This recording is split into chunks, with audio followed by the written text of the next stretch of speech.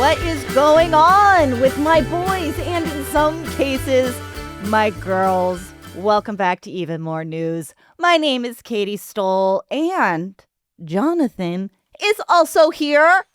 Oh, wow. Hi. That came out of nowhere. I didn't expect to be here so quickly. Well, you are, and it is only you and me here today because Cody is traveling. Safe travels to Cody. His flight got canceled. Is that right? His flight got canceled. It's true. Oh. He would have been traveling regardless, but his flight got canceled, and that sucks. So, Duffy. Get home safely. Get home safely, Cody. Before we start on the show today, real quickly, wanted to address some of the comments we had after our episode last week with Ro Khanna. A lot of people, or some people liked it. A lot of people did not like it. A lot of people were disappointed. And yeah, I hear you. Cody and I texted each other after that show, and well, I'll just say that we learned a lot. We learned a lot from that experience. Thank God Jonathan was also there, because a little bit more hard-hitting than the rest of us. But we learned a lot. And I guess I really hope that Ro Khanna's people read the comments, because there was a lot of very valid criticisms given to us after that episode and to him. And it's worth them checking it out. I think a lot of the people watching were having the same instinct that we did during it, of like, this is not meeting the moment. This is not the answer we need. And afterwards, I was worried that I had been too harsh, because I was like, this is just wrong, man. This is wrong. And, you want people like that to come on this show and hear from us and hear from our perspective, because they clearly don't get it. That's what I was left with, is that he's meeting a different moment for a different group of people, and that's unfortunate, because there's a lot of voters they could win if they think voting is the thing to get us out of this, and I don't think that's what he accomplished here. So I do hope his team goes and reads the comments. I know we say never read the comments, but his team should read the comments. That said, I think we've got some news to discuss, per usual. Yeah. I mean, we think we're having drama. The MAGA folks are having drama, which they never do. They never have any drama, which is interesting that it's only the left. But right now there's some drama. It's new. It's different. They never have drama with Trump. And now this is the first time in recent memory that I've seen anything like this. So just quick bullet points from late in the week to now. So months after Attorney General Pam Bondi says that Epstein's client list is sitting on her desk, the DOJ comes out and says, there's no Epstein list, no conspiracy, he killed himself, the end. Case closed, folks. I mean, this apparently didn't sit well, not just with the MAGA that's not in the administration, but the people running the FBI. Dan Bongino, deputy director, did not go to work on Friday in protest. And I guess he leaked that. He called a bunch of news outlets and said, I'm not going to work today. There were rumors that Kash Patel and Dan Bongino were planning to resign or thinking about resigning or saying it's Pam Bondi or us. Messy. It was messy. It is messy. And we'll get into the specifics of like who's making the decisions, Bondi or Trump. But it's interesting that a lot of the ire has been at Bondi. And then Trump on Saturday posts a huge long Truth Social post. I do recommend going, or maybe looking at a screenshot. Don't go to truthsocial.com and read this entire thing if you haven't. It starts, what's going on with my boys, and in some cases, gals? They're all going after Attorney General Pam Bondi, who is doing a fantastic job. We're on one team, MAGA. I thought America, but no, we're on one team, MAGA, and I don't like what's happening. Then he says we have a perfect administration, talk of the world, goes after Obama, Hillary. He suggests that the Epstein files were written by Obama, crooked Hillary, James Comey, Brennan, and the losers and criminals of the Biden administration. Hunter Biden's laptop, blah, blah, blah, blah, blah, blah, blah, blah. We are saving our country and making America great again, which will continue to be our complete priority. The left is imploding. Kash Patel and the FBI must be focused on investigating voter fraud, political corruption, Act Blue, the rigged and stolen election of 2020 and arresting thugs and criminals instead of spending month after month looking at nothing but the same old radical left-inspired documents on Jeffrey Epstein. Let Pam Bondi do her job. She's great. The election was rigged. Let's not waste time and energy on Jeffrey Epstein, somebody that nobody cares about. Thank you for your attention. For shame, everyone. For shame, wasting time and attention on this fool, this dead fool. What's wrong with you, my guys and my gals? Look, this tweet is remarkable. Obviously, this is a person spinning off the rails, and that isn't even me suffering from TDS. But this is a little walk through memory lane. All the hits. You're Hillary, you're Obama, crooked leftists, the whole shebang. It really felt like I could be in 2019, 2016. I could be at any point in time with this. What's wrong with you, my base, and one of the top 5 things you care about? Why are you spending so much time thinking about these files, which I hope you all knew were written by Obama and Hillary and are like lies? They don't exist, but if they do, and they do, they're full of lies, so you shouldn't believe what's in. This is the guiltiest post I have ever read. You've heard me on this podcast before be like, well, look, there's probably not a list. He probably killed himself. Last week, we all heard you say it. Yeah. Oh, and I got dragged through the coals for it, and I understood. Like, and then I read this, and I was like, you made up for it on Thursday by being. I was like, I take this back. This is a conspiracy. This dude did something. Why write this whole thing trying to get everyone to move on from the thing they care about? Now, I understand. You're the dog that chased the car, and now you're like, oh, we might actually have to deliver on the things that we told people we were going to deliver on. And I do want to talk about how this is the first post on Truth Social where Trump got ratioed. Thousands more comments disagreeing with him than agreeing with him.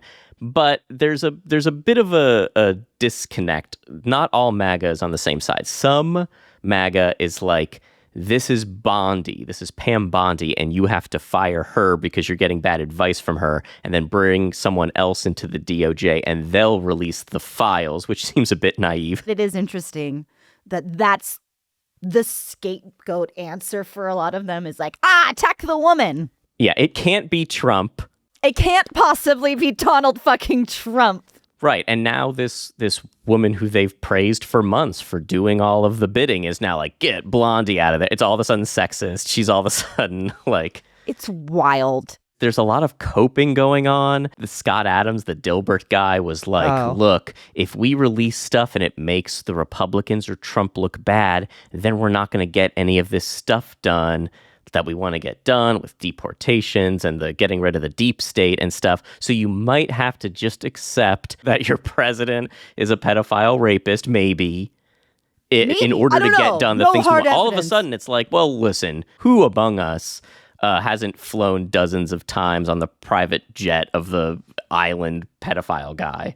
But this idea of like this being a fundamental thing connected to, because this goes back to like Pizzagate. This is like the Epstein thing is kind of the real tip of the conspiracy iceberg that involves the Democratic cabal of pedophiles, QAnon stuff. And I guess I just didn't realize how important years on this was to them. I am surprised that this is the thing. So in your experience, without naming names. Contrary to what people might think of me, I haven't had that many conversations lately. I've been trying to be self-protective and, avoid people right now. Not everybody, but I've definitely dialed back on some of it and trying to save my conversations for people who are definitely good faith. Yeah, there have been a couple rumblings. What's tricky is there's a prevailing... concern, the question of why wouldn't Biden have released this during this last election? Why wouldn't the Dems have released this? To me, that's obvious because this is so much bigger than just Donald Trump, that there are so many people implicated.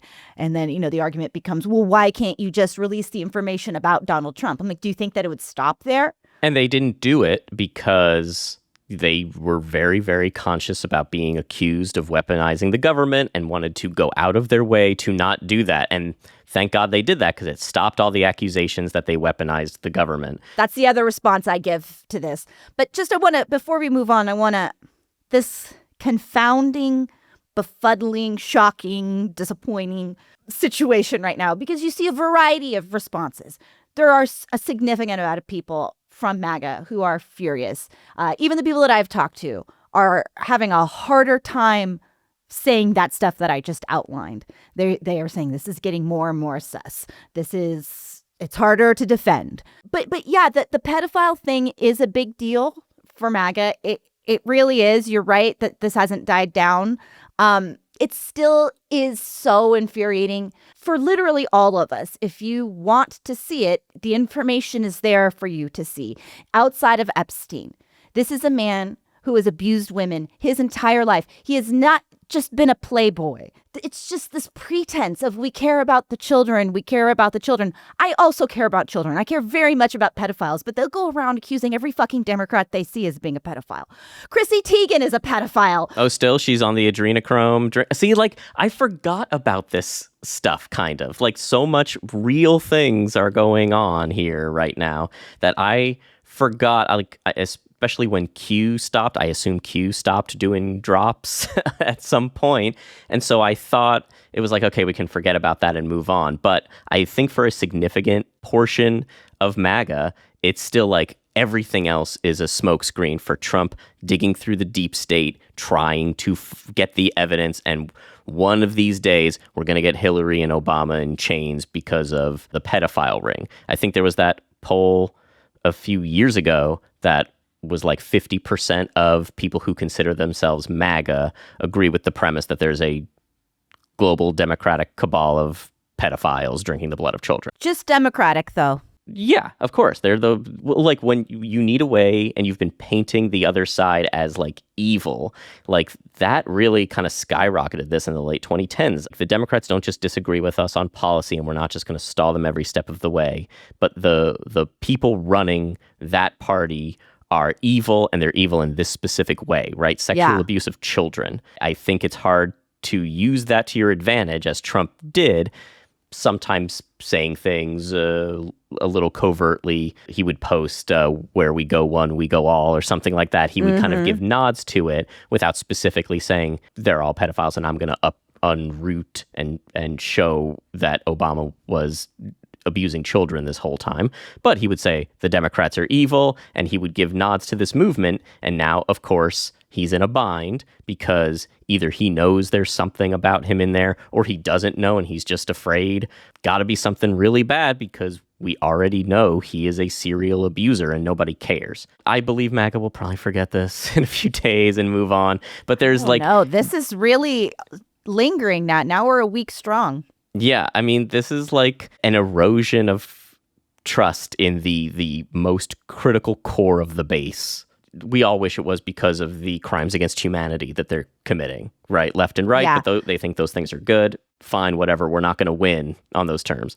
Especially if you go and take a smattering online, a screenshot, we may or may not talk about that Andrew Schulz clip. We can. This is I mean, not I got what we it. voted for, except for the immigration. People that they'll DM me and be like, you see what your boy's doing? You voted for this. I'm like, I voted for none of this. He's doing the exact opposite of everything I voted for. Yeah. I want him to stop the wars. He's funding them. I want him to shrink spending, reduce the budget. He's increasing it. It's like everything that he said he's going to do, except sending immigrants back. Oof. So there's that. I mean, that immigration line is very upsetting. I will say that I did see him in that fucking New York Times interview with David Marchese or whatever. But he does acknowledge that briefly that the immigration is going too hard and, rounding up it's similar to the Joe Rogan. The Rogan, right. I say all of that to say, I actually do think that is chipping away at support on immigration. Immigration he's polling is underwater changing. on immigration and deportation. Just like we said would happen. People would see, they like generally mass deportations now. Once they see what it looks like, they'll be horrified by it. And it's just a matter of how horrified are they by it? How much does it pull down the rest of his agenda before Trump just tells Stephen Miller to knock it off and we forget it ever happened? It is infuriating because it is what you voted for, man. This is what you voted for. Did any of us actually think that Donald fucking Trump was going to release the Epstein? Most of us have known for a long time that this man is literally president to keep himself out of jail for the most part, right? And also Epstein died while Trump was in office, so... Yeah, but it's the deep state, man. Everything they don't like is still the deep state. It's the deep state. You watch Schultz, and I believe him that he's like, I didn't vote for this, but then I'm like, then you're just a dummy, right? Like, we all knew what was going to happen. And some people have conceded like, oh, wow, the left was staggeringly correct about what this would all be. Staggeringly correct. Every single thing, not to pat ourselves on the back because it's us and everyone else on the left was saying this is exactly what's going to happen. Of course, he's going to raise the deficit. Well, you think this is going to be the first Republican presidency ever where we're really going to tackle the debt and deficit instead of spend all the money to do all the evil stuff we want to do? End the wars? Really? I don't think that's why he voted for Donald Trump, by the way. I think that's like, he told us why he voted for Donald Trump because the Democrats are lame and wouldn't let you say words or whatever. In that New York Times interview, when confronted about that, or not even confronted because this guy did such a bad job interviewing Andrew Schultz, but brought that up and you could see him get so triggered. Well, it's just the point is that the Democrats used to be counterculture. They used to be cool. And, and now they're the ones suppressing us, repressing us. And it's like MAGA's the one that is showing people that are like that cool and get it. But he's also saying that that's changing now. He's in over his head. Oh, he's going on very quick vibe shifts. Such vibe shifts. I do think social media kind of exacerbates the speed of the vibe shifts. We shouldn't expect that the vibe will keep shifting this way. It can go back and everyone will be back on board or want things that are worse. I just listen to this guy and I think it's important to talk about him because he is indicative of a lot of the kind of new young right, it's not as big as it's been made out to be, but this new young, like aggressive male right. And then all of a sudden it's not just about making jokes, it's about ruining people's lives, and then that like hits you, as it appears to have hit Andrew Schultz in their bit of humanity and Joe Rogan in his shred of humanity. Let's move on to some of that news on deportations and citizenship. Yeah. So late last week, a federal judge in California said, hey, ICE, you can't just grab people off the street for being brown or working at a car wash. Probable cause is a thing, the Fourth Amendment, the Fifth Amendment, all this stuff. So we're kind of like waiting to see how much of that they are going to ignore and how brazenly they're going to ignore it. I don't know where we stand now with nationwide injunctions. I mean, this is for Southern California, but yeah. Right. You can only say that they weren't allowed to do the thing that they did to these people, but they can do it to future people, whatever. It's not an injunction. It's just like, here's how you're operating in an area that's clearly illegal. Tom Homan, the border czar, Kristi Noem, DHS secretary, deflected on this. Tom Homan shifted over a period of days. So frustrating. Yeah, at first he was like, yeah, of course we're going to go after you. We'll right for whatever you look like and whatever. Trying to just say the way you look is probable cause. The color of your skin is probable cause. Okay. But then yesterday he said, my words were taken out of context. That can't be the only thing. He says the way you look can't be the only thing to generate probable cause. Where you're working can't be the only thing. Okay, so it's one of the things. Well, and his example was like, well, if you got MS-13 written across your face, we're going to take a look at you. I wish the interviewer had asked how many of the people that you've detained have MS-13 written across the face. What percent? The context for all of it is this is coming days after a massive raid at a farm or a series of farms, the most prominent of which in the news is a cannabis farm in Camarillo, which is in Ventura County. It's just north of Los Angeles. 300 people were arrested. One person died by falling off of a building in ways that we are not fully clear on right now. Protesters, pepper sprayed. A place where people are working. So seemingly exactly what has now been judged to be illegal. And it's, just like what happened in MacArthur Park here in LA a few weeks ago. Yeah. They're trying to get the numbers up and they're also trying to make a big show and scare people and shut all the farms in California down, which I don't think they're prepared for what that means. Part of the retroactive justification, the spin being put out, is that Glass House Farms, which is the cannabis farm that was raided. I mean, multiple farms were raided, but the one that's getting the attention is being investigated for alleged child labor violations. Yeah, I take child labor violations seriously. I think that's important. We have laws and rules. But I am shocked to hear that conservatives care about that at all, seeing as there are many states, red states, that are working on rolling back child labor laws. So there's that. But also, like, what? I don't know. These are migrant laborers. These are here and their children are there. We have to protect the children by throwing them in a concentration camp. Right. So you're going to round them up. Yeah, you're stripping them away from their families. Pepper spray them, put them in a concentration camp facility.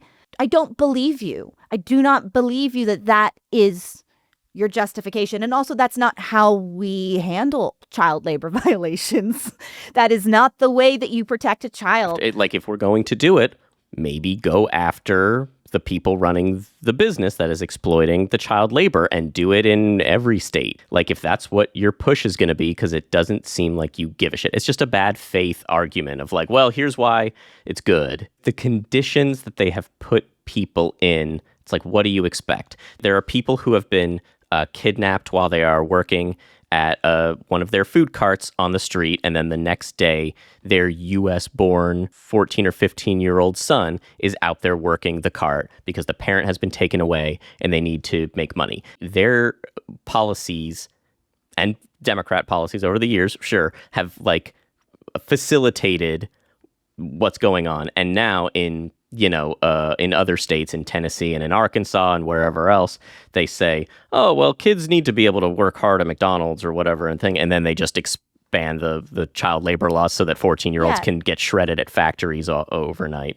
And then they pretend to care about this. It's like absurd. Look, they don't care about these migrant children. They just don't. This specific story is one where I say, yeah, I don't want children exploited. This is also something that I have no idea about what the inner workings are for a migrant family that's here working and trying to keep their family safe and housed or whatever, protected.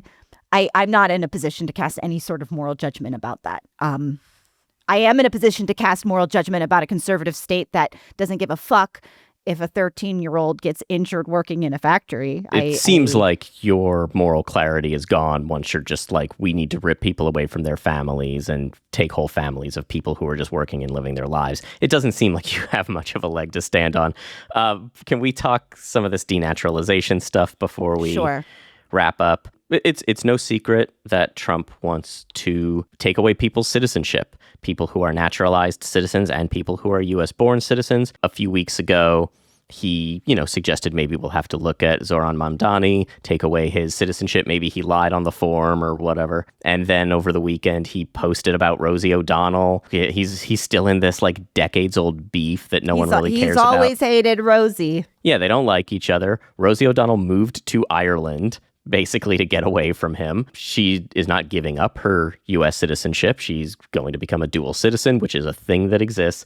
And he says, I'm seriously looking at taking away Rosie O'Donnell's and thus any American U.S. citizenship, a thing he can't do and has no legal mechanism to do, but they don't care about that. They'll just say that's what they're doing, and then you're in South Sudan, right? We all know that the Supreme Court cleared the way for people to be sent to other countries than from where they're from, random places. But now there's an internal ICE memo where that is the plan.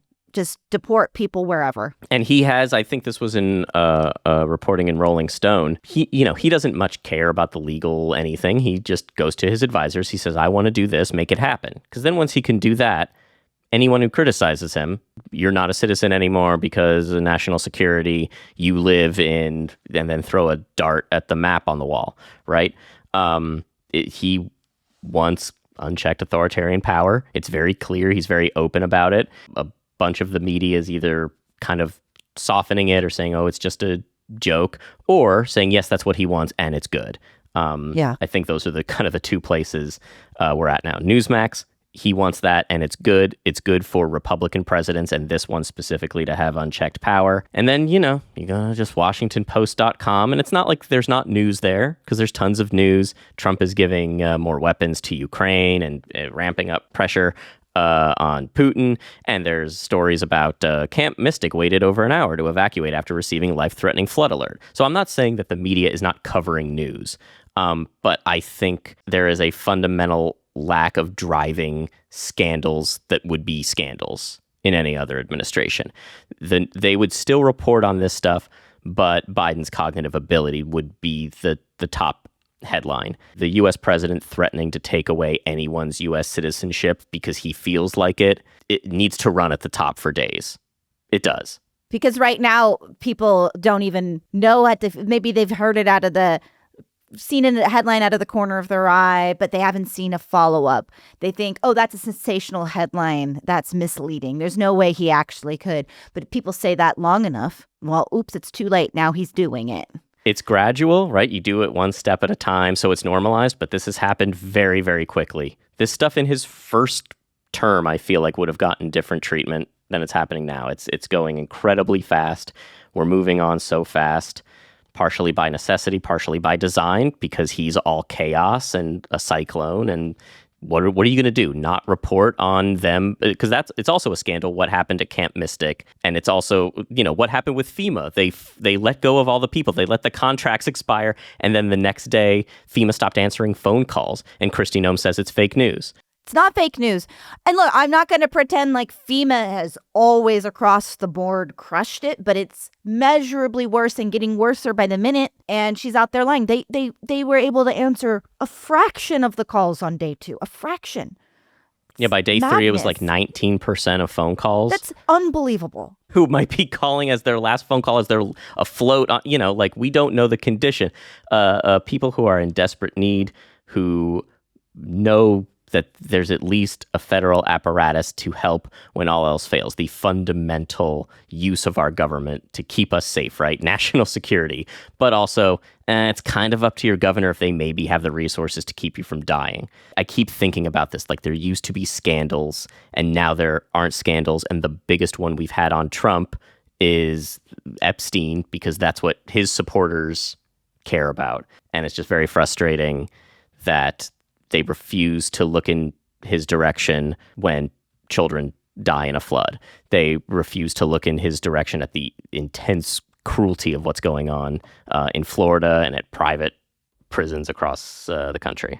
I do think all of this builds up and chips away at more and more of his base. Hopefully, I think that's what we're seeing. But it is remarkable. It is terrifying. Just the speed of it and how quickly, because there's not enough time to marinate in one story before the next. And again, yes, our fractured media ecosystem. Yes, all of that. Obviously, some stuff can break through a la Epstein. I mean, if Soros wants to give us money, we can pick we'll do 5 podcasts a week. Keep hammering that home. Sorry, I don't want to commit you to podcasting every single day, Katie. No, it's okay. I can do that. I can take that for the team with some Soros money for sure. Oh, my God. It's out there. All right. Well, guess we're done here. Look how good we did without Cody. Oh, well, we need him. Of course we do, but I'm proud of us. We held it down. Oh, sure. Well, we have a great rapport, you and I. We do have a great rapport, but this is the first time it's been just you and me on here. Ever. So, history was made today, folks. I think we can all agree. All right. We're out of here. Have a good week. We'll see you Friday. And remember, we love you very much. Oh boy, the news never stops, does it? Until the episode's over, then there's no more news. That's nice. Thanks for watching. Make sure to like and subscribe. Be sure to like and subscribe. And oh my gosh, look at, there's so many links maybe and things. There's other content and websites. So there they are. Goodbye.